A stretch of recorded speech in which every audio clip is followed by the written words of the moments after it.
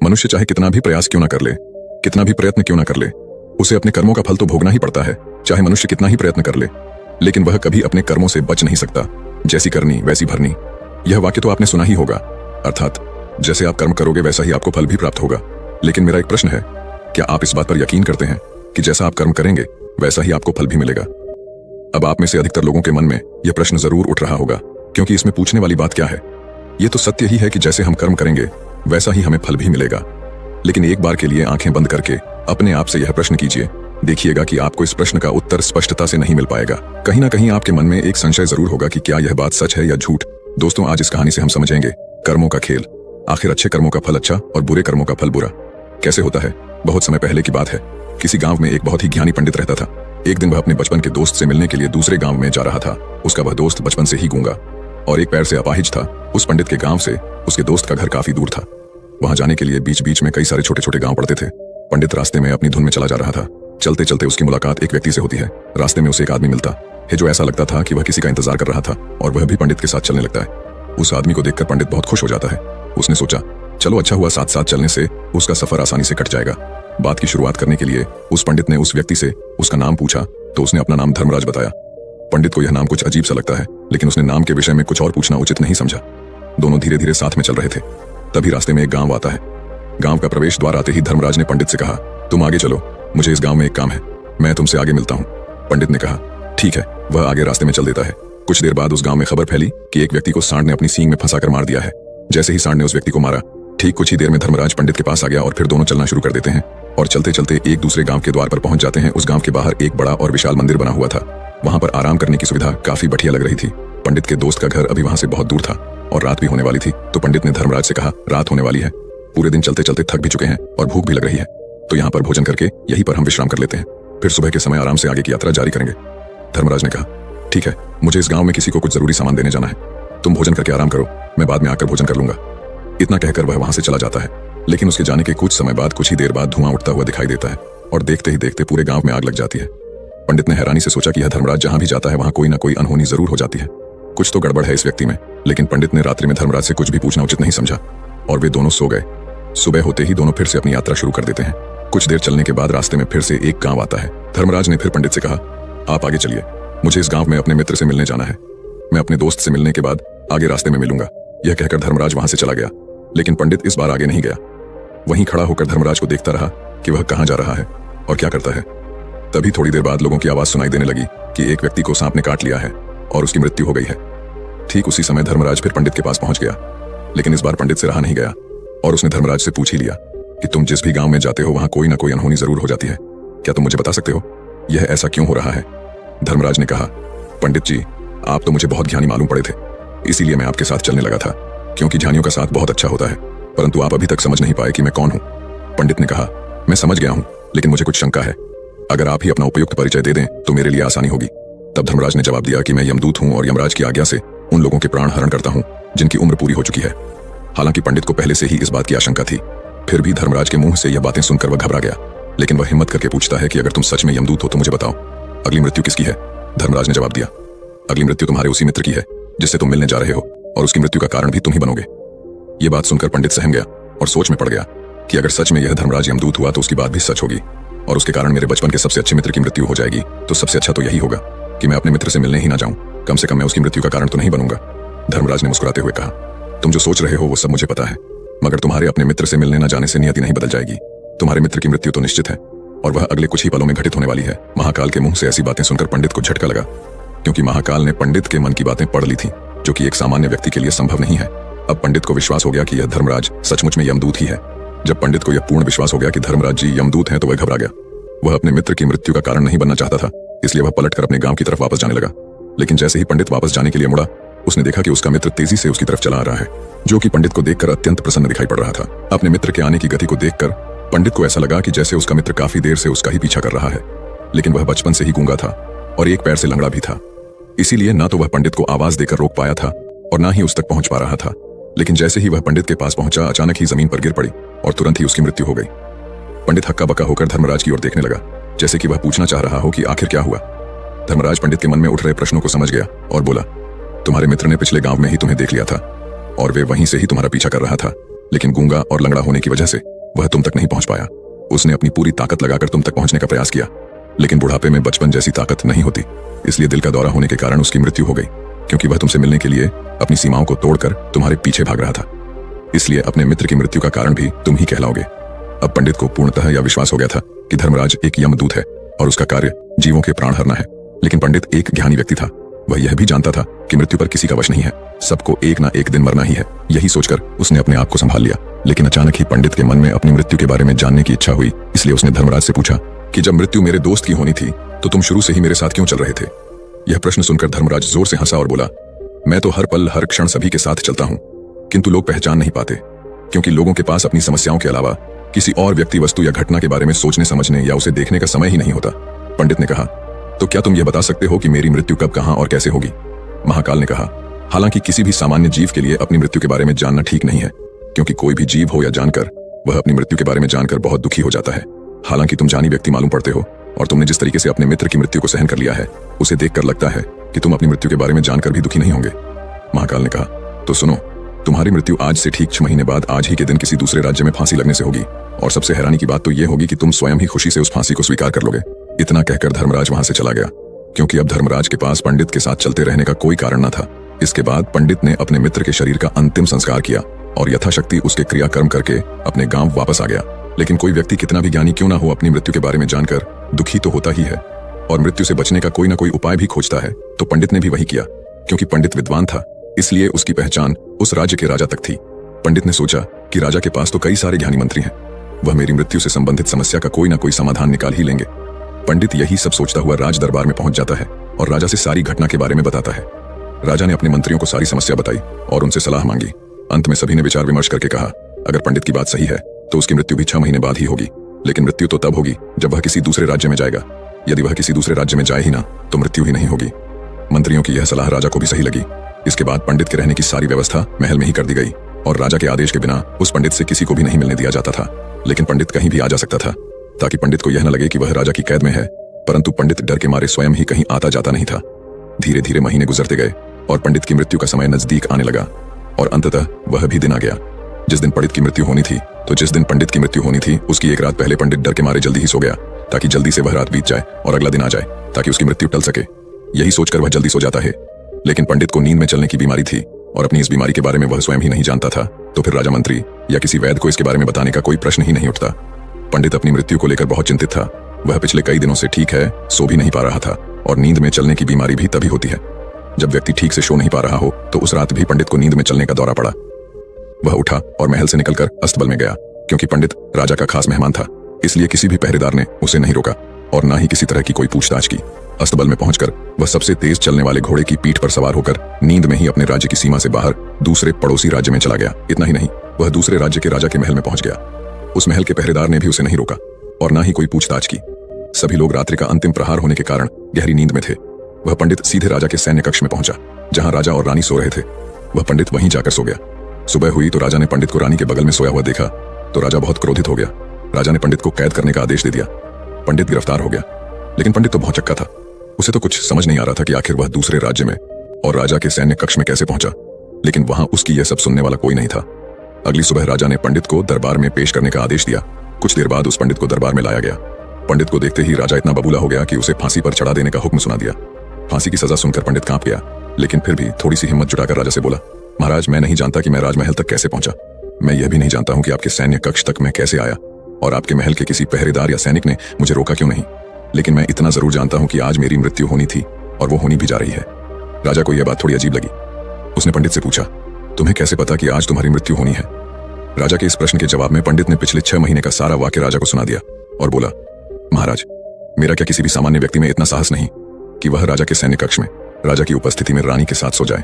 राजा को पंडित की बात में थोड़ा तर्क दिखाई पड़ा, परंतु उसने सोचा कि यह मृत्यु से बचने के लिए धर्मराज और उसके द्वारा अपनी मृत्यु की भविष्यवाणी की कहानी बना रहा है। इसलिए राजा ने पंडित से कहा, यदि तुम्हारी बात सत्य है और आज यह तुम्हारी मृत्यु का दिन है जैसा कि यमदूत धर्मराज ने तुमसे कहा था, तो आज तुम्हारी मृत्यु का कारण मैं नहीं बनूंगा। लेकिन यदि तुम्हारी बात झूठी निकली तो निश्चित ही आज तुम्हारी मृत्यु का दिन होगा ना, क्योंकि जिस राज्य से पंडित आया था उस राज्य का राजा इस राजा का मित्र था। इसलिए इस राजा ने तुरंत अपने 2 सैनिकों को पड़ोसी राजा के पास भेजकर पंडित की बात की सत्यता का प्रमाण मांगा भेजा। भेजे गए सैनिक शाम तक लौटे और उन्होंने राजा को बताया कि महाराज, पंडित जो कुछ भी कह रहा है वह सब सत्य है। पड़ोसी राज्य के राजा ने पिछले 6 महीने से पंडित के रहने की सारी व्यवस्था अपने ही महल में कर रखी थी। पंडित राजा का खास मेहमान था। कल शाम राजा आखिरी बार पंडित से उसके कक्ष में मिले थे और उसके बाद यह इस राज्य में कैसे पहुंच गया इसकी जानकारी किसी को भी नहीं है। इसलिए उस राज्य के राजा के अनुसार पंडित को फांसी की सजा देना ठीक नहीं है। लेकिन राजा के सामने एक नई समस्या थी, क्योंकि उसने बिना पूरी बात जाने ही पंडित को फांसी की सजा सुना दी थी। इसलिए अगर पंडित को फांसी नहीं दी जाती तो राजा के वचन का अपमान हो जाएगा, लेकिन अगर राजा की बात का मान रखा जाए तो बेवजह ही एक निर्दोष व्यक्ति की मौत हो जाएगी। राजा ने अपने सभी मंत्रियों से इस बारे में सुझाव मांगा तो मंत्रियों ने राजा को सुझाव दिया कि महाराज, पंडित को एक कच्चे सूत के धागे से फांसी लगवा दी जाए। इससे आपके कथन का भी मान रह जाएगा और कच्चे सूत के धागे से पंडित को फांसी भी नहीं लगेगी और उसके प्राण भी बच जाएंगे। राजा को मंत्रियों का यह सुझाव पसंद आया और उसने ऐसा ही करने का आदेश दे दिया। पंडित के लिए कच्चे सूत के धागे से फांसी का फंदा बनाया गया और नियम के अनुसार पंडित को फांसी पर चढ़ाया जाने लगा। सभी लोग बहुत खुश थे कि ना तो पंडित मरेगा और ना ही राजा का वचन खाली जाएगा। पंडित को भी पूर्ण विश्वास था, यह सूत के धागे से तो उसकी मृत्यु हो ही नहीं सकती। पंडित उस पर चढ़ने के लिए तैयार हो गया, जैसा कि धर्मराज ने भविष्यवाणी की थी कि तुम खुद ही अपनी फांसी को स्वीकार करोगे। लेकिन जैसे ही पंडित को फांसी दी गई, सूत का धागा तो टूट गया, लेकिन टूटने से पहले उसने अपना काम कर दिया था। पंडित के गले की एक नस सूत के धागे के झटके से कट चुकी थी और पंडित जमीन पर पड़ा तड़प रहा था। उस पल उसके गले से खून की फुहार निकल रही थी और देखते ही देखते पंडित का शरीर पूरी तरह से शांत हो गया। सभी लोग आश्चर्यचकित थे और पंडित को मरता हुआ देख रहे थे। किसी को विश्वास नहीं हो रहा था कि कच्चे सूत के धागे से भी किसी इंसान की मृत्यु हो सकती है। लेकिन घटना तो घट चुकी थी, नियति ने अपना काम कर दिया था और धर्मराज की भविष्यवाणी सच हो चुकी थी।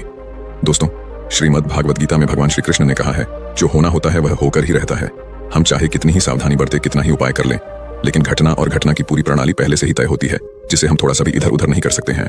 दोस्तों, शायद इसीलिए ईश्वर ने हमें भविष्य जानने की क्षमता नहीं दी है, ताकि हम अपने जीवन को ज्यादा बेहतर तरीके से जी सके। और यही बात उस पंडित पर भी लागू होती है। अगर पंडित ने महाकाल से अपनी मृत्यु के बारे में ना पूछा होता तो 6 महीने तक राजा के महल में कैद रहकर डर डर कर जीने की बजाय ज्यादा बेहतर जीवन जीता। तो एक दिन एक किसान बुद्ध के पास आया और बोला, महाराज, मैं एक साधारण किसान हूँ। बीज बोकर हल चलाकर अनाज उत्पन्न करता हूँ और तब उसे ग्रहण करता हूँ, किंतु इससे मेरे मन को तसल्ली नहीं मिलती। मैं कुछ ऐसा करना चाहता हूँ जिससे मेरे खेत में अमृतत्व के फल उत्पन्न हो। आप मुझे मार्गदर्शन दीजिए जिससे मेरे खेत में अमृतत्व के फल उत्पन्न होने लगे। बात सुनकर बुद्ध मुस्कुराकर बोले, भले व्यक्ति, तुम्हें अमृतत्व का फल तो अवश्य मिल सकता है, किंतु इसके लिए तुम्हें खेत में बीज न बोकर अपने मन में बीज बोने होंगे। यह सुनकर किसान हैरानी से बोला, प्रभु, आप यह क्या कह रहे हैं? भला मन के बीज बोकर भी फल प्राप्त हो सकते हैं? बुद्ध बोले, बिल्कुल हो सकते हैं, और इन बीजों से तुम्हें जो फल प्राप्त होंगे वे वाकई साधारण न होकर अद्भुत होंगे, जो तुम्हारे जीवन को भी सफल बनाएंगे और तुम्हें नेकी की राह दिखाएंगे। किसान ने कहा, प्रभु, तब तो मुझे अवश्य बताइए कि मैं मन में बीज कैसे बोऊं? बुद्ध बोले, तुम मन में विश्वास के बीज बो, विवेक का हल चलाओ, ज्ञान के जल से उसे सींचो और उसमें नम्रता का उर्वरक डालो। इससे तुम्हें अमृतत्व का फल प्राप्त होगा। उसे खाकर तुम्हारे सारे दुख दूर हो जाएंगे और तुम्हें असीम शांति का अनुभव होगा। बुद्ध से अमृतत्व के फल की प्राप्ति की बात सुनकर किसान की आंखें खुल गईं। वह समझ गया कि अमृतत्व का फल सद्विचारों के द्वारा ही प्राप्त किया जा सकता है। गौतम बुद्ध किसी उपवन में विश्राम कर रहे थे। तभी बच्चों का एक झुंड आया और पेड़ पर पत्थर मारकर आम गिराने लगा। एक पत्थर बुद्ध के सर पर लगा और उससे खून बहने लगा। बुद्ध की आंखों में आंसू आ गए। बच्चों ने देखा तो भयभीत हो गए।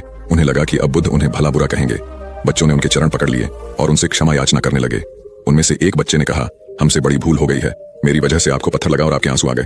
इस पर बुद्ध ने कहा, बच्चों, मैं इसलिए दुखी हूं कि तुमने आम के पेड़ पर पत्थर मारा तो पेड़ ने बदले में तुम्हें मीठे फल दिए, लेकिन मुझे मारने पर मैं तुम्हें सिर्फ भय दे सका। एक बार भगवान बुद्ध अपने अनुयायियों के साथ किसी गांव में उपदेश देने जा रहे थे। उस गांव से पूर्व ही मार्ग में उन लोगों को जगह जगह बहुत सारे गड्ढे खुदे हुए मिले। बुद्ध के एक शिष्य ने उन गड्ढों को देखकर जिज्ञासा प्रकट की, आखिर इस तरह के गड्ढे खुदे होने का तात्पर्य क्या है? बुद्ध बोले, पानी की तलाश में किसी व्यक्ति ने इतने गड्ढे खोदे हैं। यदि वह धैर्यपूर्वक एक ही स्थान पर गड्ढा खोदता तो उसे पानी अवश्य मिल जाता, पर वह थोड़ी देर गड्ढा खोदता और पानी न मिलने पर दूसरा गड्ढा खोदना शुरू कर देता। व्यक्ति को परिश्रम करने के साथ धैर्य भी रखना चाहिए।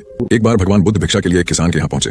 तथागत को भिक्षा के लिए आया देखकर किसान उपेक्षा से बोला, श्रमण, मैं हल जोतता हूँ और तब खाता हूँ। तुम्हें भी हल जोतना और बीज बोना चाहिए और तब खाना खाना चाहिए।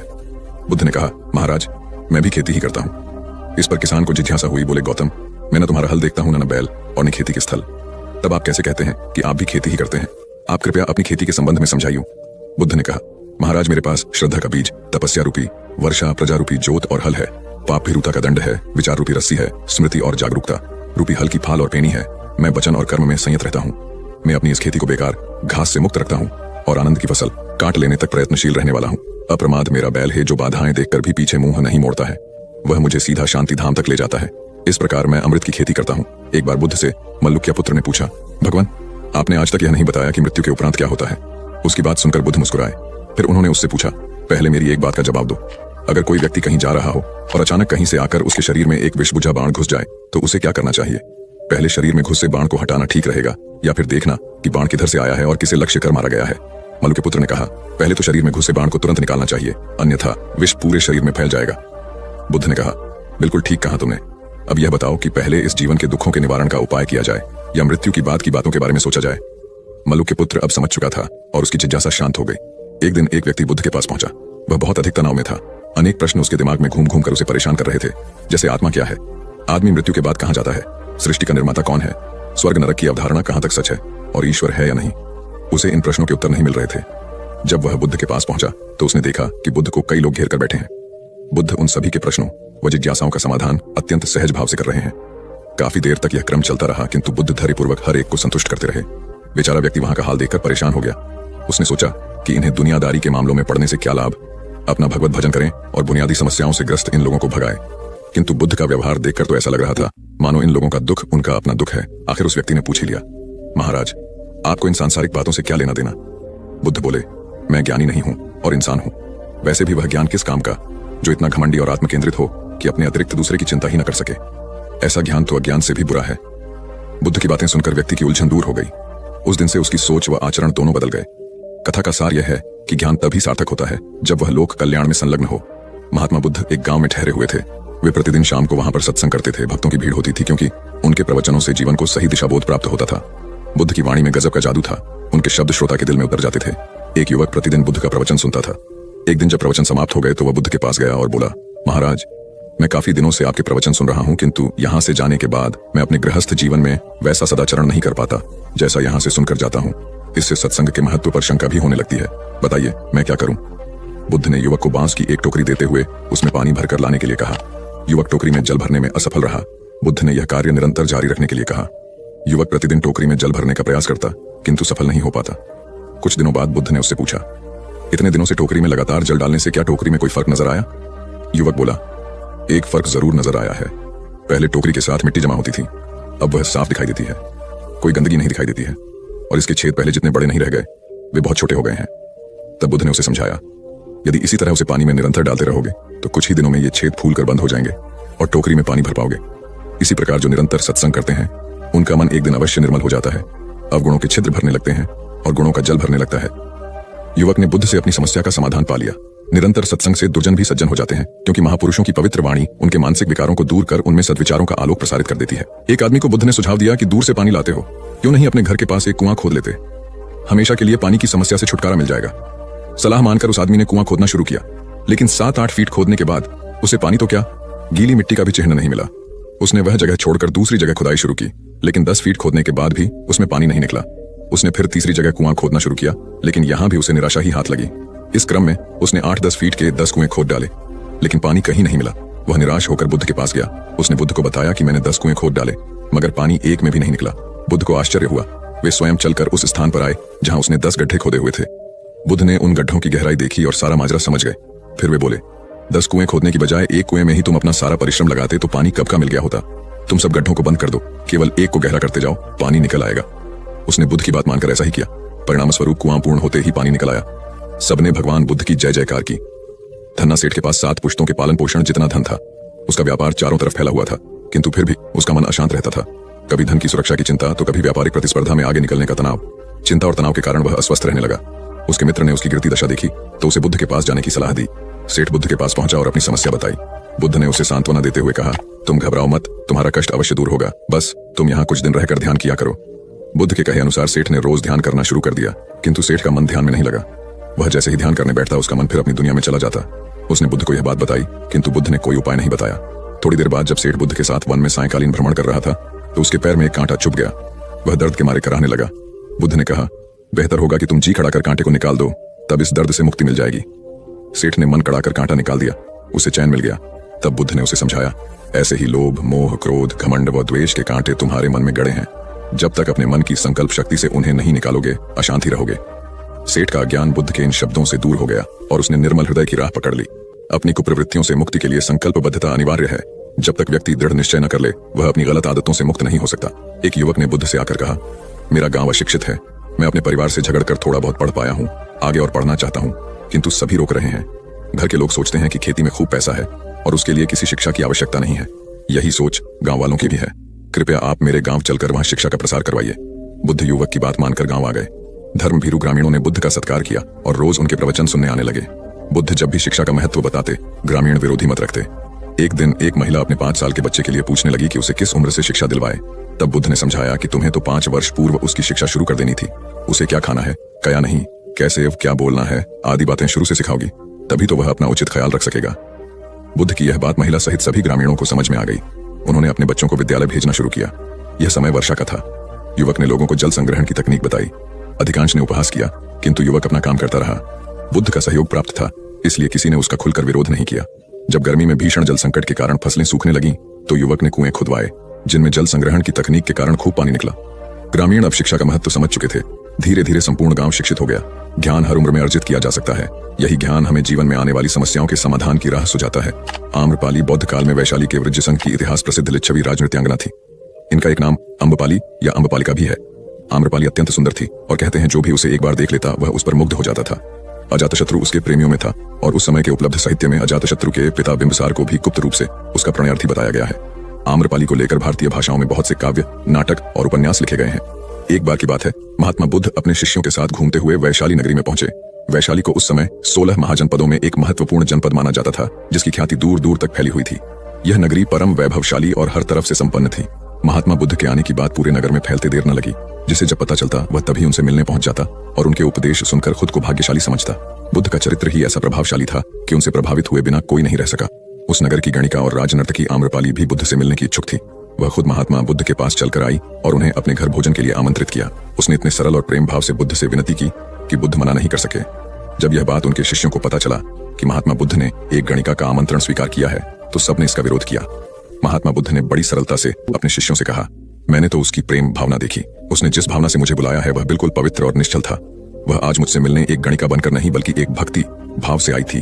फिर भला मैं कैसे उसका आमंत्रण स्वीकार न करता, वह चाहे एक वेश्या हो या फिर कोई सन्यासी।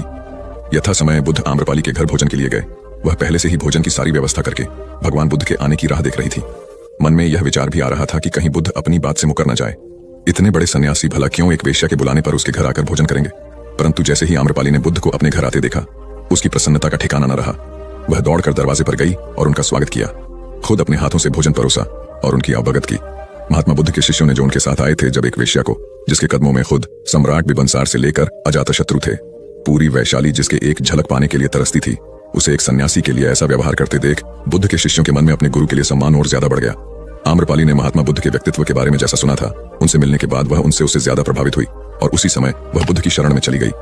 अपनी सारी संपत्ति वह बौद्ध मठ के नाम करके आजीवन भिक्षुणी बन गई। बहुत पुरानी बात है। गौतम बुद्ध एक शहर में प्रवास कर रहे थे। उनके कुछ शिष्य भी उनके साथ थे। उनके शिष्य एक दिन शहर में घूमने निकले तो उस शहर के लोगों ने उन्हें बहुत बुरा भला कहा। शिष्यों को बहुत बुरा लगा और वे वापस लौट गए। गौतम बुद्ध ने जब देखा कि उनके सभी शिष्य बहुत क्रोध में दिख रहे हैं, तो उन्होंने पूछा, क्या बात है, आप सभी इतने तनाव में क्यों दिख रहे हैं। तभी एक शिष्य क्रोध में बोला, हमें यहाँ से तुरंत प्रस्थान करना चाहिए। जब हम बाहर शहर में घूमने गए तो यहाँ के लोगों ने बिना वजह हमें बहुत बुरा भला कहा। जहाँ हमारा सम्मान न हो वहाँ हमें एक पल भी नहीं रहना चाहिए। यहाँ के लोग सिर्फ दुर्व्यवहार के सिवा कुछ जानते ही नहीं है। गौतम बुद्ध ने मुस्कुराकर कहा, क्या किसी और जगह पर तुम सद्व्यवहार की अपेक्षा रखते हो। दूसरा शिष्य बोला, इस शहर से तो भले लोग ही होंगे। तब गौतम बुद्ध बोले, किसी जगह को सिर्फ इसलिए छोड़ देना गलत होगा कि वहां के लोग दुर्व्यवहार करते हैं। हम तो संत हैं। हमें तो कुछ ऐसा करना चाहिए कि जिस स्थान पर भी जाएं, उस स्थान को तब तक न छोड़े जब तक अपनी अच्छाइयों से वहां के लोगों को सुधार न दें। हम जिस भी स्थान पर जाएं, वहां के लोगों का कुछ न कुछ भला करके ही वापस लौटें। हमारे अच्छे व्यवहार के बाद वह कब तक बुरा व्यवहार करेंगे, आखिर में उन्हें सुधरना ही होगा। वास्तविकता में संतों का कार्य तो ऐसे लोगों को सुधारना ही होता है। सही चुनौती वो है जब हम विपरीत परिस्थितियों में खुद को साबित कर सकें। ये सभी बातें सुनकर बुद्ध के प्रिय शिष्य आनंद ने प्रश्न किया, उत्तम व्यक्ति किसे कहते हैं। इस पर बुद्ध ने जवाब दिया, जिस प्रकार युद्ध में बढ़ता हुआ हाथी चारों तरफ के तीर सहते हुए भी आगे बढ़ता जाता है, ठीक उसी तरह उत्तम व्यक्ति भी दूसरों के अपशब्दों को सहते हुए अपना कार्य करता रहता है। खुद को वश में करने वाले प्राणी से उत्तम कोई और नहीं हो सकता। गौतम बुद्ध की बात शिष्यों को अच्छी तरह से समझ में आ गई और उन्होंने वहां से जाने का इरादा त्याग दिया। एक बार गौतम बुद्ध से अभय राजकुमार ने प्रश्न किया कि क्या श्रवण गौतम कभी कठोर वचन कहते हैं। उसने सोच रखा था कि नहीं कहने पर वह बताएगा कि एक बार उन्होंने देवदत्त को नरकगामी कहा था, और यदि हाँ कहे तो उसने पूछा, जा सकता है कि जब आप कठोर शब्दों का प्रयोग करने से स्वयं को रोक नहीं पाते, तब दूसरों को ऐसा उपदेश कैसे देते हैं। बुद्ध ने अभय के प्रश्न का आशय जान लिया। उन्होंने कहा, इसका उत्तर न तो हाँ में दिया जा सकता है और न नहीं में। अभय की गोद में उस समय एक छोटा बालक था। उसकी ओर इशारा करते हुए बुद्ध ने पूछा, राजकुमार, यदि दाई के अनजाने में यह बालक अपने मुख में काट कर टुकड़ा डाल ले, तब तुम क्या करोगे। मैं उसे निकालने का प्रयास करूंगा। यदि वह आसानी से ना निकल सकता हो तो बाएं हाथ से उसका सिर पकड़कर दाहिने हाथ की उंगली को टेढ़ा करके उसे निकालूंगा। यदि खून निकलने लगे तो भी मेरा यही प्रयास रहेगा कि वह काट का टुकड़ा किसी न किसी तरह बाहर निकल आए। ऐसा क्यों? इसलिए कि भंते, इसके प्रति मेरे मन में अनुकंपा है। राजकुमार, ठीक इसी तरह तथागत जिस वचन के बारे में जानते हैं कि यह मिथ्या या अनर्थकारी है और उसे दूसरों के हृदय को ठेस पहुंचती है, तब उसका वे कभी उच्चारण नहीं करते। पर इसी तरह जो वचन उन्हें सत्य और हितकारी प्रतीत होते हैं तथा दूसरों को प्रिय लगते हैं, उनका वे सदैव उच्चारण करते हैं। इसका कारण यही है कि तथागत के मन में सभी प्राणियों के प्रति अनुकंपा है। एक बार वैशाली के बाहर जाते धर्म प्रचार के लिए जाते हुए गौतम बुद्ध ने देखा कि कुछ सैनिक तेजी से भागती हुई एक लड़की का पीछा कर रहे हैं। वह डरी हुई लड़की एक कुएं के पास जाकर खड़ी हो गई। वह हाँफ रही थी और प्यासी भी थी। बुद्ध ने उस बालिका को अपने पास बुलाया और कहा कि वह उनके लिए कुएं से पानी निकाले, स्वयं भी पिए और उन्हें भी पिलाए। इतनी देर में सैनिक भी वहां पहुंच गए। बुद्ध ने उन सैनिकों को हाथ के संकेत से रुकने को कहा। उनकी बात पर वह कन्या कुछ झेंपती हुई बोली, महाराज, मैं एक अछूत कन्या हूं, मेरे कुएं से पानी निकालने पर जल दूषित हो जाएगा। बुद्ध ने उसे फिर कहा, पुत्री, बहुत जोर की प्यास लगी है, पहले तुम पानी पिलाओ। इतने में वैशाली नरेश भी वहां आ पहुंचे। उन्हें बुद्ध को नमन किया और सोने के बर्तन में केवड़े और गुलाब का सुगंधित पानी पेश किया। बुद्ध ने उसे लेने से इनकार कर दिया। बुद्ध ने एक बार फिर बालिका से अपनी बात कही। इस बार बालिका ने साहस बटोरकर कुएं से पानी निकलकर स्वयं भी पिया और गौतम बुद्ध को भी पिलाया। पानी पीने के बाद बुद्ध ने बालिका से भय का कारण पूछा। कन्या ने बताया, मुझे संयोग से राजा के दरबार में गाने का अवसर मिला था। राजा ने मेरा गीत सुन मुझे अपने गले की माला पुरस्कार में दी, लेकिन उन्हें किसी ने बताया कि मैं अछूत कन्या हूँ। यह जानते ही उन्होंने अपने सिपाहियों को मुझे कैद खाने में डाल देने का आदेश दिया। मैं किसी तरह उनसे बचकर यहाँ तक पहुंची थी। इस पर बुद्ध ने कहा, सुनो राजन, यह कन्या अछूत नहीं है, आप अछूत हैं।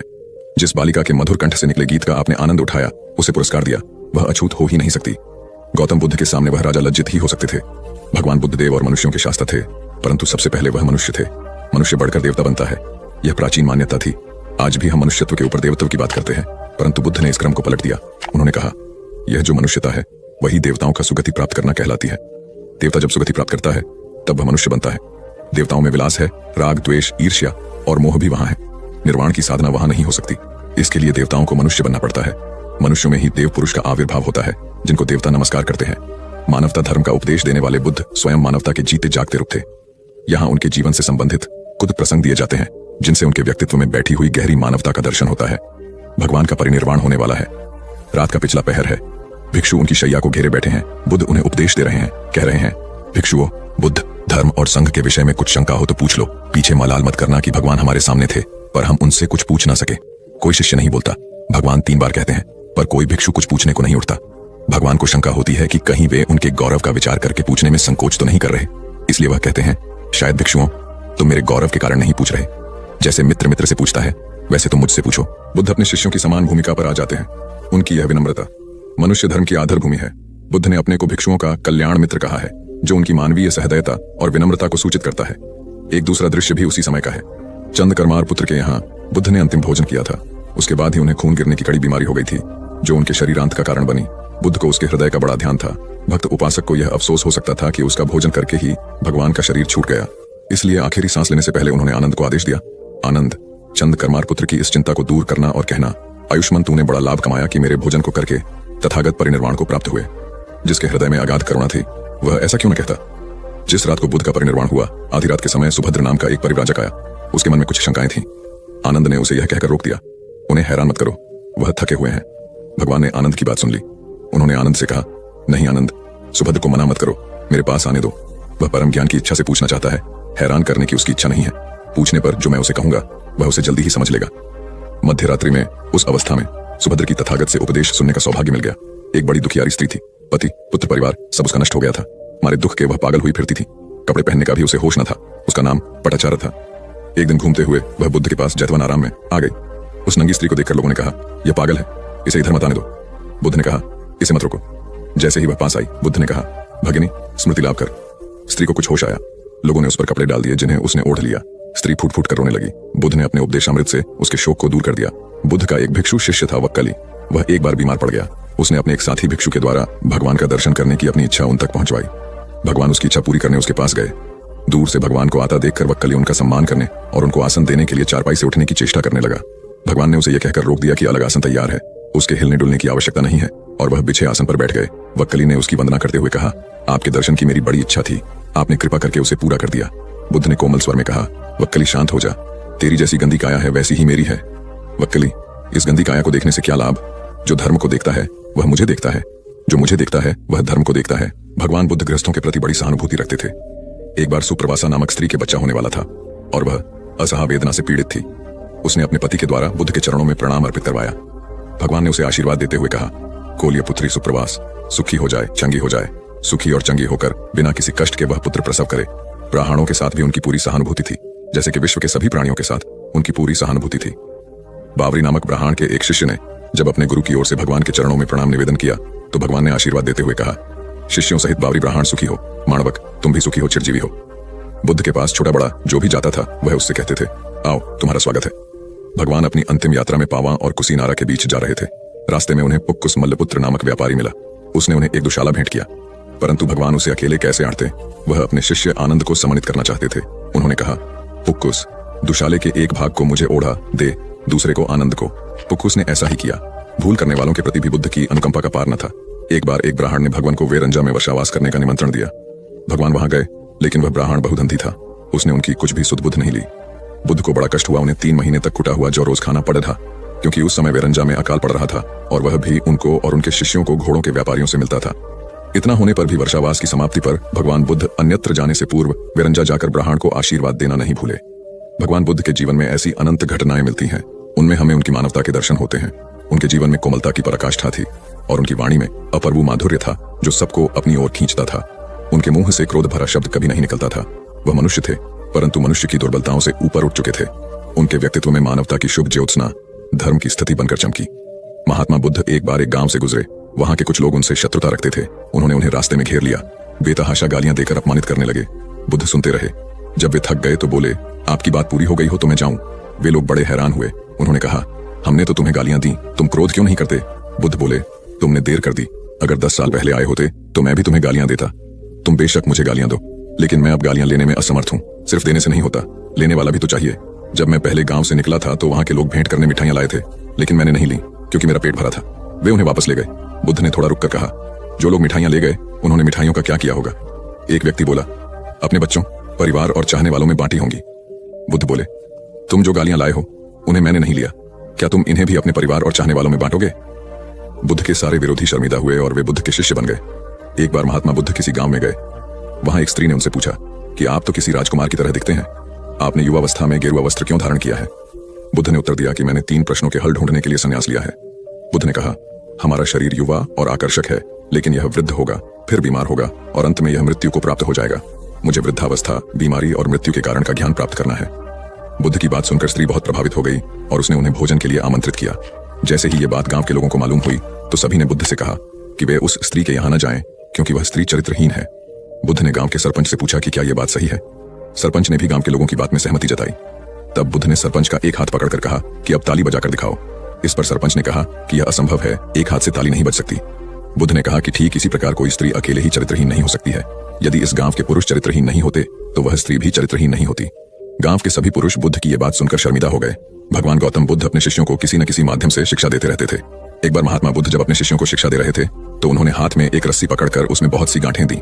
उसके पश्चात महात्मा बुद्ध ने वहां पर उपस्थित शिष्यों से प्रसन्न पूछा, क्या यह रस्सी वैसी ही है जैसी गांठें लगाने से पहले थी? एक शिष्य ने महात्मा बुद्ध के प्रश्न का उत्तर दिया। वह कहने लगा कि गुरुजी, एक दृष्टिकोण से देखें तो यह रस्सी वैसी ही है जैसी पहले थी, लेकिन अगर दूसरे दृष्टिकोण से देखें तो रस्सी में 3 गांठें पड़ चुकी हैं। इसलिए देखने में इसका स्वरूप कुछ बदल चुका है। लेकिन एक सत्य यह भी है कि बाहर से देखने पर चाहे इसका स्वरूप बदल चुका है, लेकिन भीतर से इसके बुनियादी रूप से यह पहले की जैसी ही है। शिष्य का उत्तर सुनकर महात्मा बुद्ध संतुष्ट हो गए। उसके पश्चात महात्मा बुद्ध ने कहा, मैं रस्सी की इन गांठों को खोल देता हूँ। महात्मा बुद्ध रस्सी के दोनों सिरों को पूरी ताकत से खींचने लगे। फिर उन्होंने शिष्यों से प्रश्न किया कि क्या इससे गांठें खुल जाएंगी? इस शिष्य ने तुरंत उत्तर दिया, नहीं नहीं, इससे तो गांठें और अधिक कस जाएंगी। ये सुनकर महात्मा बुद्ध ने पुनः एक प्रश्न किया, इन गांठों को खोलने का क्या समाधान होना चाहिए? शिष्य तुरंत बोला, गुरुजी, हमें इन गांठों को ध्यान से देखना चाहिए कि इसकी गांठें कैसे लगाई गई हैं। उसके पश्चात इनको खोलने का प्रयत्न करना चाहिए। शिष्य का उत्तर सुनकर महात्मा बुद्ध मुस्कुराते हुए बोले कि जीवन का यही सूत्र मैं आप लोगों को समझाना चाहता हूँ। आप जीवन में जब कभी भी किसी समस्या में फंसे तो सबसे पहले उस समस्या का कारण ढूंढे और फिर उसका निवारण करें। व्यवहारिक जीवन में लोग समस्या का कारण जाने बिना ही उसका समाधान ढूंढने की कोशिश करते हैं, जिस कारण उनको उचित परिणाम नहीं मिल पाता। महात्मा बुद्ध शिष्य को कहने लगे कि बहुत से लोग मुझसे पूछते हैं कि आपने क्रोध को कैसे समाप्त करें, लेकिन कभी किसी ने यह नहीं पूछा कि मुझे क्रोध क्यों आता है। ऐसे ही लोग मुझसे पूछते हैं कि अहंकार को कैसे समाप्त करूं, लेकिन कोई यह जानने की कोशिश नहीं करता कि आखिर अहंकार का बीज उनके अंदर कैसे उत्पन्न हुआ। जैसे रस्सी में गांठें लगाने के बाद भी उसका वास्तविक स्वरूप नहीं बदलता, वैसे ही व्यक्ति में चाहे जैसे भी अवगुण पैदा हो जाए, उसके अंदर की अच्छाई कभी समाप्त नहीं होती। जैसे हम धैर्य से रस्सी की गांठों को ध्यान से देखकर खोल सकते हैं, वैसे ही जीवन में आने वाले विकारों और समस्याओं का हल हम ढूंढ सकते हैं।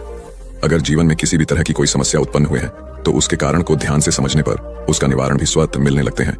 दुनिया में जो तरक्की हो रही है या देश में कोई तरक्की करता है तो उसे जरूर देखना चाहिए, चाहे घर की टीम हो या बाहरी लोगों को मिलाकर बनाई हुई हो। जहां जहां अच्छे समूह बन गए वहां वहां तरक्की हो गई। ऐसा ही देखा गया है। आपके आसपास जितने लोग तरक्की पसंद हैं वो मिलकर ही काम करते होंगे, उनका टीम वर्क अच्छा होगा। एक परिवार था, वो गरीब था, खाने को कुछ नहीं था। काफी सोचा कि काम मिले, मगर काम नहीं मिला। 2 बच्चे थे, बीबी थी। एक दिन उन्हें विचार आया कि इस गांव में काम मिलना मुश्किल है, चलो कहीं और चलते हैं। इस इरादे से वे एक दिन गांव छोड़कर चल दिए। रात का समय था, रास्ता भी जंगली था। सोचा वृक्ष के नीचे रात गुजारी जाए। आदमी ने अपने एक लड़के को लकड़ी चुनने तथा दूसरे को पानी लाने के लिए भेज दिया तथा बीवी को चूल्हा बनाने के लिए कहा और उसने जगह साफ कर दी। चारों ने अपने अपने काम कर लिए। चूल्हा जलाया गया, पानी गर्म होने लग गया। वृक्ष के ऊपर हंस रहता था। वो सोचने लगा, ये कैसा मूर्ख है, इन्होंने चूल्हा तो जला दिया मगर इनके पास पकाने को तो है ही नहीं कुछ भी। हंस ने उनसे पूछा, तुम्हारे पास पकाने को क्या है? वो आदमी बोला, तुझे मार के खाएंगे। हंस बोला, मुझे क्यों मारोगे? आदमी बोला, हमारे पास न पैसा है और न ही सामान, तो क्या करें? हंस सोच में पड़ गया। इन्होंने चूल्हा भी जला लिया है, सब कर्मशील है, मुझे तो ये खा ही जाएंगे। तो हंस बोला, अगर मैं आपको धन दे दूं तो मुझे छोड़ दोगे? घर का स्वामी बोला, हाँ छोड़ देंगे। हंस कहने लगा, मेरे साथ चलो, मैं तुम्हें धन देता हूँ। हंस उनको थोड़ी दूर ले गया और चोंच से इशारा किया और कहा कि यहां से निकाल लो। उन्होंने गड्ढा खोदा और वहां से धन निकाल लिया। हंस का धन्यवाद करके वापस अपने गांव आ गए और एक ही दिन में खूब मौज से रहने लग गए। अब उनके घर में किसी चीज की कमी नहीं थी। पड़ोसी ने देखा कि इस परिवार के पास ऐसी कौन सी चीज आ गई जो इनके पास इतना कुछ आ गया। उसने छोटे लड़के को बुलाकर सारी बात पूछ ली कि पैसा कहां से आया है। उनके भी 2 बच्चे थे, उन्होंने भी ऐसी योजना बनाई और चल दिए। उन्होंने भी उसी वृक्ष के नीचे डेरा लगा लिया। आदमी ने अपने बड़े लड़के को कहा, लकड़ी लाओ तथा छोटे लड़के को पानी लाने के लिए कहा, परंतु दोनों आनाकानी करने लगे। बीबी ने भी कहा कि मैं थक चुकी हूँ। जैसे जैसे पानी लकड़ी इकट्ठी हो गई और पानी गर्म होने लगा, हंस फिर आया और बोला, तुम्हारे पास खाने को तो नहीं है तो फिर पानी गर्म कर रहे हो? आदमी बोला, तुझे मारकर खाएंगे। हंस मुस्कुरा उठा और बोला, मारने वाले तो 3 दिन पहले आए थे, तुम अपना समय खराब मत करो, घर जाओ, तुम मुझे क्या मरोगे, तुम तो आपस में ही लड़ रहे हो। जिन्होंने दूसरों को जितना होता है वे खुद नहीं लड़ते। संसार का नियम भी ऐसा ही है, जिन लोगों ने तरक्की करनी है वे मिलकर चलते हैं और आज भी संसार में उनका ही बोल बाला है।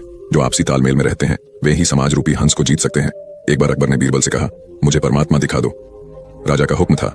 बीरबल बहुत परेशान था कि परमात्मा को कैसे राजा को दिखाए। इसी विचार को लेकर बीरबल छुट्टी पर चला गया और उदास रहने लगा। एक दिन परिवार में चर्चा हुई, उदासी का कारण पूछा गया तो बीरबल ने बता दिया कि राजा ईश्वर के दर्शन करना चाहते हैं। बीरबल का बेटा बोला, कल सुबह मुझे आप साथ ले जाएं, मैं अपने आप राजा को दर्शन करा दूंगा।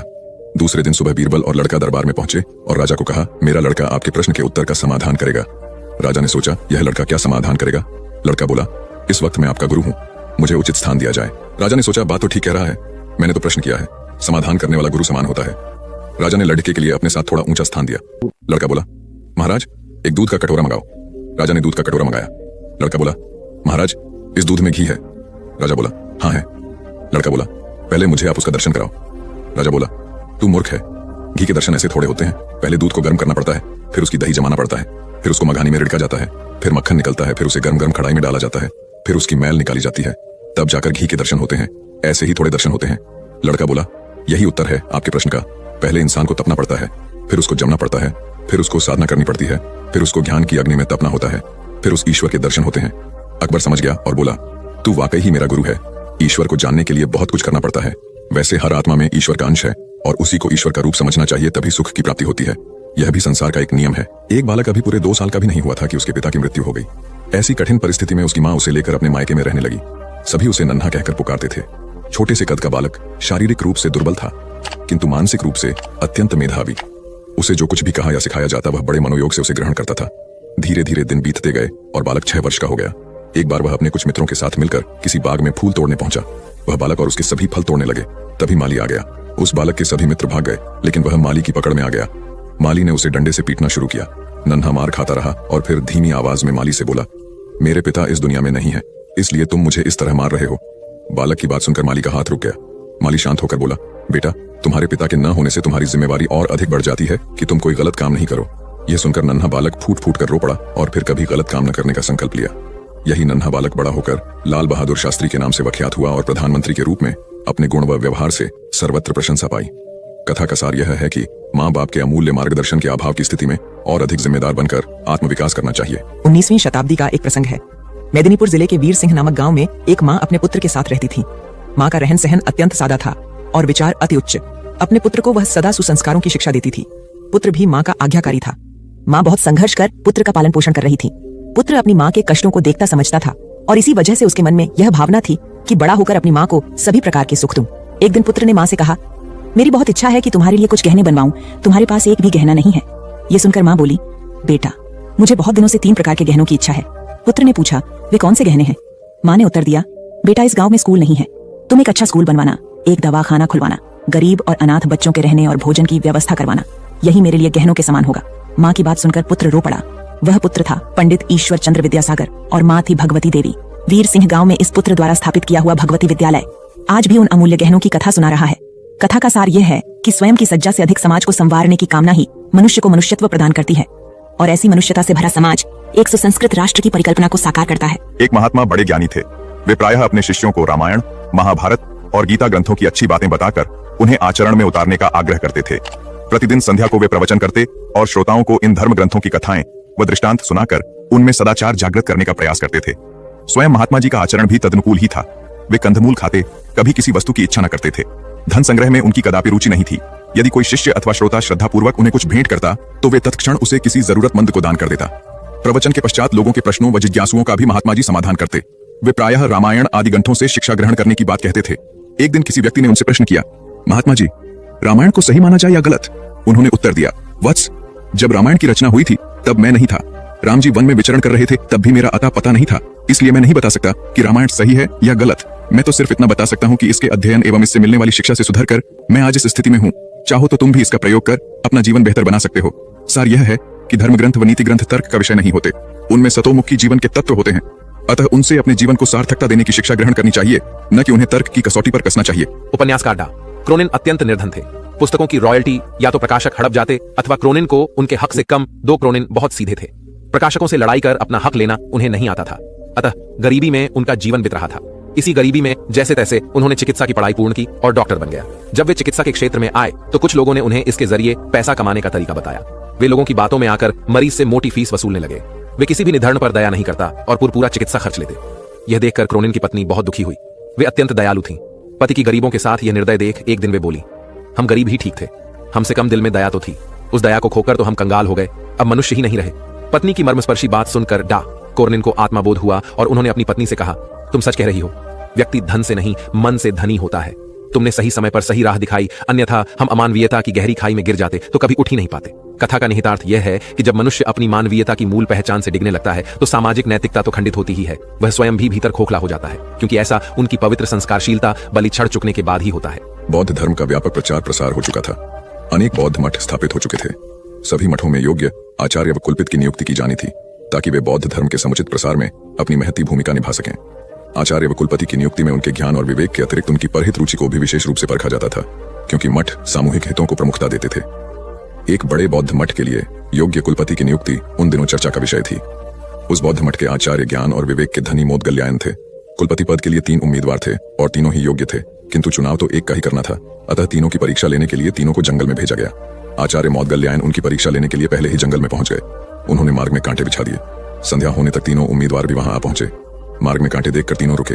एक ने कुछ सोचकर अपना रास्ता बदल लिया, दूसरे ने कांटों पर से कूदकर रास्ता पार किया, तीसरा मार्ग से कांटे हटाने लगा ताकि मार्ग दूसरों के लिए निष्कंटक बन जाए।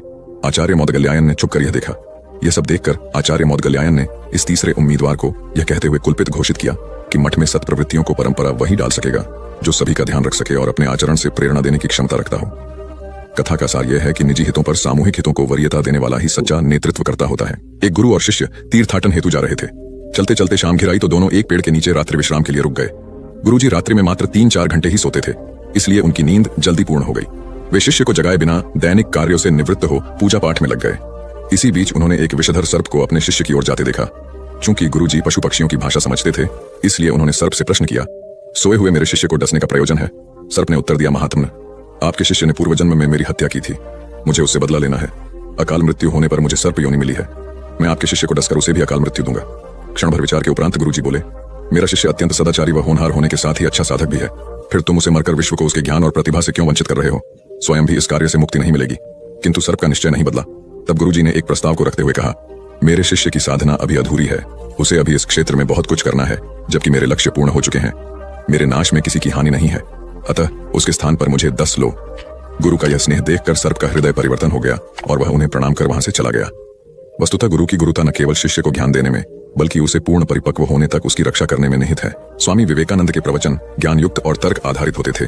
ज्ञान, भक्ति और कर्म विषयक जटिल से जटिल प्रश्नों का समाधान स्वामी जी अपनी सहज मेघा से कर देते थे। जिज्ञासुओं का जमावड़ा उनके आसपास हमेशा लगा रहता था। प्रवचन के दौरान या प्रवचन समाप्ति के उपरांत भी कई बार ऐसा होता था कि जिज्ञासुओं की ओर से प्रश्न आते रहते और स्वामी जी उन प्रश्नों का संतुष्टिजनक उत्तर देते। एक बार स्वामी जी अपने प्रवचन में भगवान के नाम की महत्ता बता रहे थे। यह सुनकर एक व्यक्ति ने तर्क दिया, शब्दों में क्या रखा है स्वामी जी, उन्हें रटने से क्या लाभ होगा? तब स्वामी जी उसे प्रमाण सहित समझाने के उद्देश्य से नीच, जाहिल, मूर्ख आदि अपशब्दों से संबोधित किया। यह सुनकर वह अत्यंत क्रोधित हो गया और कहने लगा, आप जैसे सन्यासी के मुंह से ऐसे शब्द शोभा नहीं देते। आपके इन कुवचनों से मुझे बहुत आघात पहुंचा है। तब स्वामी जी बोले, भाई वे तो शब्द मात्र थे, आपने ही कहा कि शब्दों में क्या रखा है। मैंने भी तो आपको मात्र शब्द ही कहे, कोई पत्थर तो नहीं मारे। स्वामी जी की बात सुनकर उस व्यक्ति को अपने प्रश्न का जवाब मिल गया कि अब शब्द क्रोध कर सकते हैं तो प्रिय वचन भी आशीर्वाद और कृपा दिला सकते हैं। वस्तुतः शब्द की महिमा अपरंपार है। अप्रिय वाणी मर्मभेदी होती है और मधुर वाणी मरहम का काम करती है। इसलिए प्रथम स्थिति में अपयश और दूसरी स्थिति में सम्मान व शुभाशीष मिलती है। एक जंगल में 3 दोस्त बड़े आनंद से रहते थे, कछुआ, हिरण और कौआ। जंगल में सभी प्रकार के प्राणी और पक्षी भी रहते थे, लेकिन उनके जैसा कोई न था। एक दिन हिरणी बोली, अरे वही बैठे बैठे मैं बोर हो गई हूँ, चलिए कोई ऐसा खेल खेलते हैं जिसमें सभी को मजा आ जाए। कछुआ और कौआ बोला, हाँ दोस्तों, वही बैठे बैठे का खेल खेलकर बोर हो चुके हैं, अब कुछ नया खेल खेलेंगे। कौवे को हिरण बोली, ठीक है, तो तुम एक बड़े से पेड़ पर बैठकर आंखें बंद करके 10 तक गिनती करो और हम दोनों छुपेंगे। उसके बाद तुम हमें ढूंढना। ढूंढने पर जो भी पहला मित्र दिखेगा वो तुम्हारी जगह पर 10 तक गिनती करेगा और तुम छुप जाना। कौआ गिनती करने लगा, हिरण और कछुआ छुपने लगे। इसी तरह खेल चलता रहा। जब खेल खेलकर तीनों मित्र थक गए तब एक जगह बैठकर बातें करने लगे। उतने में एक शिकारी वहां से गुजर रहा था। तभी उसकी नजर हिरण, कौआ और कछुए पर पड़ी। शिकारी ने जैसे ही तीनों मित्रों को देखा उन्हें पकड़ने के लिए दौड़ा। खतरे का आभास होते ही हिरण और कौआ रफू चक्कर हो गए, यानी कि वहां से भाग गए। कछुए को आभास हुआ, परंतु कछुए की चाल धीरे होने के कारण शिकारी के हाथ लग गया और शिकारी उसे अपने कपड़े में बांध कर ले जाने लगा। शिकारी मन ही मन खुश हो गया, हिरण नहीं तो कछुआ ही सही, रात का तो प्रबंध हो गया। यह कहकर वहां से जाने लगा। उधर हिरण और कौआ अपने मित्र को ऐसे शिकारी के कैद में देखकर दुखी होने लगे। तभी शिकारी भोजन में कछुए को खाने वाला है। यह सुनकर हिरण और कौवे ने एक योजना बनाई। कौवे ने हिरण को कहा कि जैसे ही शिकारी यहां से जब जाने लगेगा तब तुम उसके सामने जाना। जब शिकारी तुम्हें देखेगा तो अपनी पोटली जमीन पर रखकर तुम्हें पकड़ने के लिए जैसे ही दौड़ेगा, मैं जमीन पर रखी हुई पोटली पकड़कर उड़ जाऊंगा और तुम वहां से भाग जाना। जैसे ही शिकारी वहां से जाने लगा, हिरनी उसके सामने आ गई। शिकारी ने हिरनी को पकड़ने के लिए पोटली जैसे ही जमीन पर रखी, कौआ अपनी चोंच में पोटली पकड़कर उड़ गया। शिकारी हिरण को पकड़ने के लिए दौड़ा और पीछे मुड़कर देखा, कौआ पोटली चोंच में पकड़कर उड़ रहा था और इधर हिरण पलक झपटे ही भाग गई। शिकारी निराश होकर घर लौट गया। कौवे ने पोटली को महफूज जगह पर रखा और कछुए को शिकारी के चंगुल से आजाद कराया और तीनों मित्र आनंद से रहने लगे। इससे हमें यह सीख मिलती है कि असली दोस्ताना वही जो समय पर काम आए। एक किसान था जिसके 2 बेटे थे। वह बहुत ही आलसी और निकम्मे थे। वह अपने पिता को कामकाज में हाथ बटाने के बजाय आलस किया करते थे, इधर उधर घूमते फिरते थे। किसान को अपने बेटों की बहुत फिक्र थी। वह सोचते थे कि मेरे मरने के बाद इनका क्या होगा, ये अपना पेट कैसे भरेंगे, अपने परिवार को कैसे संभाल पाएंगे। एक दिन किसान की हालत बहुत ही गंभीर थी, कहने का मतलब किसान मरने की हालत में था। तभी किसान ने अपने दोनों बेटों को बुलाकर उनसे कहा कि हमारे खेत में एक खजाना गड़ा हुआ है, लेकिन वह किस जगह है उसकी जानकारी मुझे भी नहीं है, लेकिन खोदने के बाद तुम्हें वो खजाना मिल जाएगा। इतना कहकर किसान भगवान को प्यारे हो गए। खजाने की खबर सुनकर दोनों बेटों के मन में लालच आ गया और वो दोनों खेत पर चले गए और खेत को खोदने लगे। खजाने के लालच में कुछ ही दिनों में पूरे खेत को खोदने के बाद वह घर जाकर बैठ गए और वह अपने पिता को कोसने लगे। इसी तरह कुछ महीने बीत गए और वर्षा ऋतु का आगमन हुआ। किसान के बेटों के पास पेट भरने के लिए सिर्फ एक ही जरिया था, वो थी खेती। तब बाकी किसानों की तरह किसान के बेटों ने खेत में बीज बोने शुरू कर दिए। वर्षा का पानी पाकर वह बीज अंकुरित हुए और देखते ही देखते खेत लहराने लगे। ऐसा लग रहा था कि हवा के झोंके से लहरा रहे थे। यह देखकर किसान के बेटे बहुत खुश हो गए। उनको समझ आ गया कि परिश्रम ही सच्चा धन होता है और वो उसी तरह से अपने पिता के शब्दों का मोल भी समझ गए और अपने कामकाज में लग गए। यही कहानी आज हम सबकी भी है। मित्रों, इसी पेड़ की तरह हमारे माता पिता भी होते हैं। जब हम छोटे होते हैं तो उनके साथ खेलकर बड़े होते हैं और बड़े होकर उन्हें छोड़कर चले जाते हैं और तभी वापस आते हैं जब हमें कोई जरूरत होती है। धीरे धीरे ऐसे ही जीवन बीत जाता है। हमें पेड़ रूपी माता पिता की सेवा करनी चाहिए, ना कि सिर्फ उनसे फायदा लेना चाहिए। इस कहानी में हमें दिखाई देता है कि उस पेड़ के लिए वह बच्चा बहुत महत्वपूर्ण था और वह बच्चा बार बार जरूरत के अनुसार उस सेब के पेड़ का उपयोग करता था, ये सब जानते हुए भी कि वह उसका केवल उपयोग ही कर रहा है। इसी तरह आजकल हम भी हमारे माता पिता का जरूरत के अनुसार उपयोग करते हैं और बड़े होने पर उन्हें भूल जाते हैं। हमें हमेशा हमारे माता पिता की सेवा करनी चाहिए, उनका सम्मान करना चाहिए और हमेशा भले ही हम कितने भी व्यस्त क्यों ना हो, उनके लिए थोड़ा समय तो भी निकलते रहना चाहिए। एक समय की बात है, एक बार गौतम बुद्ध अपने शिष्यों के साथ बैठे हुए थे। तभी वहां एक व्यक्ति आया जो बहुत क्रोध में था और गौतम बुद्ध के पास आकर बहुत भला बुरा कहने लगा। गौतम बुद्ध के शिष्यों को बहुत गुस्सा आया, पर गौतम बुद्ध एकदम शांत थे। वह व्यक्ति वहां से चला गया। फिर अगले दिन वह दोबारा आ गया और आज तो वह और भी ज्यादा गुस्से में था और गौतम बुद्ध को और भी बुरा कहने लगा। परंतु आज भी गौतम बुद्ध एकदम शांत थे और मुस्कुरा रहे थे। पर गौतम बुद्ध के शिष्यों को बहुत गुस्सा आया। वह व्यक्ति कुछ देर चिल्लाता रहा, फिर चला गया। अगले दिन वह व्यक्ति फिर आया और आज तो हद ही कर दी उसने। आकर गौतम बुद्ध को गाली देने लगा। गौतम बुद्ध के शिष्यों को बहुत गुस्सा आया, परंतु आज भी गौतम बुद्ध एकदम शांत थे। इतना कुछ चलता रहा और बुद्ध मुस्कुरा रहे थे। यह क्रम कुछ दिन चलता रहा, फिर उस व्यक्ति ने आना छोड़ दिया। तब उनके एक शिष्य ने पूछा, गुरुजी, आप चाहते तो पहले दिन ही उस व्यक्ति को भगा सकते थे, पर आपने ऐसा क्यों नहीं किया? तब गौतम बुद्ध ने बड़ी नम्रता से कहा, अगर कोई व्यक्ति हमें कोई उपहार दे और हम उसे लेने से मना कर दे तो वह व्यक्ति क्या करेगा? शिष्य ने कहा, वह व्यक्ति अपना उपहार लेकर लौट जाएगा। तब गौतम बुद्ध ने कहा, मैंने भी ऐसा ही किया। उस व्यक्ति ने मुझे उपशब्द रूपी उपहार दिया, मैंने उसे लेने से मना कर दिया, मतलब उस पर कोई भी प्रतिक्रिया नहीं दी, तो व्यक्ति अपने वह अपशब्द वापस लेकर लौट गया। एक व्यक्ति की 3 साल की बेटी थी। एक दिन उस व्यक्ति ने देखा कि उसकी बेटी उसके एक बहुत सुंदर और महंगे गोल्ड पैकिंग पेपर से एक बॉक्स को लपेट रही थी। ये देखकर उस व्यक्ति को बहुत गुस्सा आया है। उसने अपनी बेटी को बहुत डांटा, तुमने मेरे इतनी कीमती पेपर को बेकार कर दिया, वो भी बिना किसी मतलब के। तुम इसे अच्छे काम के लिए उपयोग करती तो अच्छा लगता, पर तुमने एक बेकार से डिब्बे को उसमें लपेट दिया। कुछ दिन बीते, दिवाली का दिन आया। उस व्यक्ति ने अपनी बेटी को गिफ्ट दिया। बेटी ने भी वही सुंदर सा गोल्डन बॉक्स पापा को दिया। उसके पापा पहले तो उसे देखकर बहुत खुश हुए, पर जैसे ही उन्होंने उस डिब्बे को खोला वह खाली था। यह देखकर उस व्यक्ति ने अपनी बेटी को घूरा और कहा, क्या तुम्हें इतना भी नहीं पता कि किसी को खाली डिब्बा नहीं देते? लड़की कुछ देर शांत रही, फिर बोली, पापा ये डिब्बा खाली नहीं है, मैंने इसमें बहुत सारे किस आपके लिए रखे हैं। कभी कभी आप जल्दी ऑफिस चले जाते हैं और मैं सोती रह जाती हूँ, तो आप इसमें से एक किस ले जा सकते हैं। बेटी की बात सुनकर उस व्यक्ति की आंख भर आई। एक गांव में एक लड़का रहता था। उसके घर की आर्थिक स्थिति ठीक नहीं थी। उसके मन में विचार आया, किसी बड़े शहर में जाकर वह नौकरी करे। वह कलकत्ता गया और नौकरी ढूंढने लगा। बहुत खोज के बाद उसे एक सेठ के घर में नौकरी मिल गई। नौकरी 6 आने रोज की थी। काम था सेठ को रोज 6 घंटे अखबार और किताब पढ़कर सुनाना। लड़के को नौकरी की जरूरत थी, तो उसने वह नौकरी स्वीकार कर ली। एक दिन की बात है, लड़के को दुकान के कोने में 100 के 8 नोट पड़े मिले। उसने चुपचाप उन्हें अखबार और किताबों से ढक दिया। दूसरे दिन रुपयों की खोजबीन हुई। लड़का सुबह जब दुकान पर आया तो उससे पूछा गया। लड़के ने तुरंत ही प्रसन्नता से रुपये निकालकर ग्राहक को दे दिए। वह बहुत ही खुश हुआ। लड़के के ईमानदारी से सबको बहुत प्रसन्नता हुई। सेठ भी लड़के से बहुत खुश हुआ।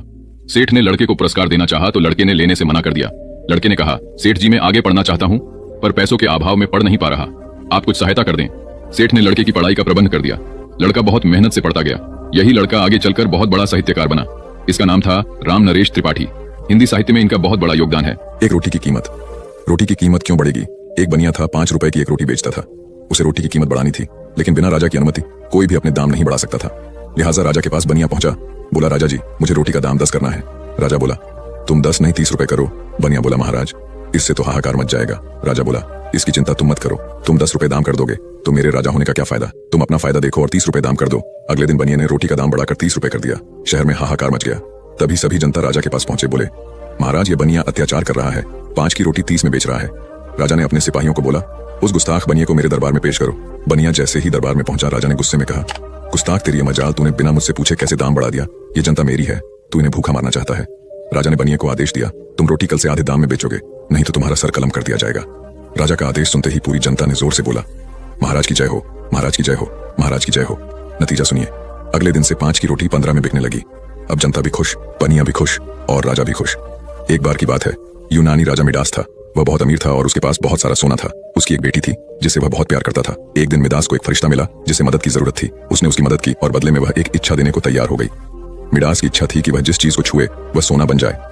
उनकी इच्छा दी गई थी। अपने घर के रास्ते में उसने चट्टानों और पौधों को छुआ और वे सोने में बदल गए।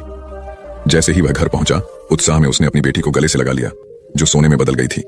मिडास तबाह हो गया था और उसने अपना दोस्तों, आपने आज के इस वीडियो से क्या सीखा वह मुझे आप कमेंट में बता सकते हैं। इसी के साथ में उम्मीद है कि आपको आज की वीडियो पसंद आई होगी, तो इस वीडियो को उस इंसान को शेयर करें जिससे यह कहानी सुनने की जरूरत है, और उसी के ठीक बाद चैनल को सब्सक्राइब करें। तो चलिए फिर मिलते हैं ऐसी एक और नई वीडियो में एक नए मैसेज के साथ। तब तक के लिए अपना ख्याल रखें। धन्यवाद।